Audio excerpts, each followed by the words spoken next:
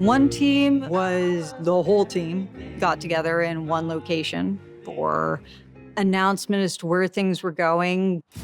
There we go. Okay. We got some sun. How's everyone feeling?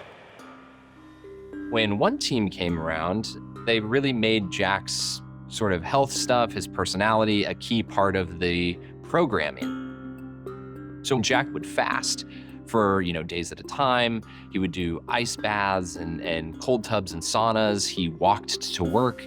He every day would drink what he called salt juice. There were like little salt juice packets under everybody's seats as like the weirdest Oprah check under your seat giveaway you can imagine.